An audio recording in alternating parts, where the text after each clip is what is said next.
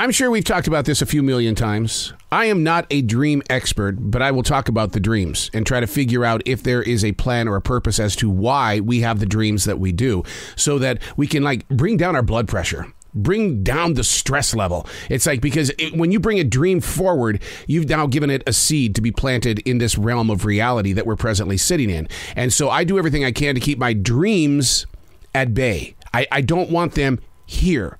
But sometimes these dreams are so powerful that my subconscious mind is saying, you got to talk about it, dude. You got to get it out there, because you're not the only one that's having this dream. And there's going to be somebody who's going to trip across this somehow, some way. Maybe they're messing around on Google or Yahoo, and they're going to say, my God, I've had the same dream. How can we make our way through that storm?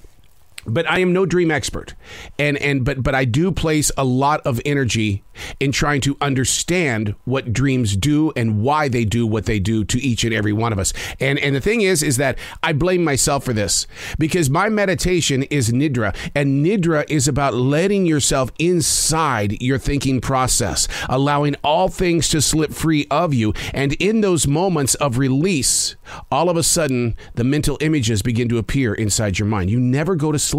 What happens is that you allow the universe to move through you. And for a lot of people, that is so far over your head, and I do apologize for that, because I want to keep this as simple as possible every single day that we meet. But if you ever want to study something about letting go of the things that are trapping you, I want you to look into Nidra, Nidra, and I want you to understand the history and the process of what Nidra is, so that you can walk a more peaceful life.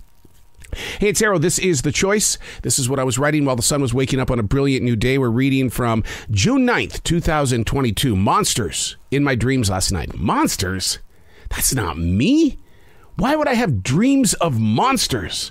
Well, I had to do some research. And research shows it's caused by fear, it's caused by troubles, and it's caused by a disturbance. Although they don't exist in real life, these things called monsters, what they do is they reflect a disturbance. Learning how to identify the monster is the problem, though, because sitting down with my writing instrument this morning, I tried to draw out the picture of this monster. I couldn't, because I left the monster there. I just know that I have the after effects of being face to face with a monster. Yeah, it could be the result of the raccoon trap outside my house. Yeah, I got a raccoon living in my attic. And here's the thing. I'm such an animal lover. I mean, big time animal lover. And it moved in. They replaced my roof, but they didn't replace a certain part of my roof, so that it moved in. And everybody's going, you got to get rid of that thing. It could have rabies. And so I feel like I'm a monster, because I had to hire the professionals to come and get it. Well, I went out to the trap today. It wasn't there, but that doesn't mean that all throughout the night that I wasn't thinking of myself as being a monster. And then again, it could have been caused by something else. I had a conversation with a past student yesterday who did nothing but apologize left and right about how he didn't live up to my expectations. And I kept saying, dude, listen. I only wanted to help open every single door for you. That's how much I still believe in your process of personal success. I don't want you to live up to my expectations. I want you to reach beyond your expectations. And I think because he kept apologizing, it made me feel like that I was some sort of monster, even though I never raised my voice ever. I never pushed him in a situation that made him feel uncomfortable. He just felt like he didn't live up to my expectation. And I hope that in our conversation yesterday, he realizes that it wasn't about me, that it was always and still is about him and his success as a creative person.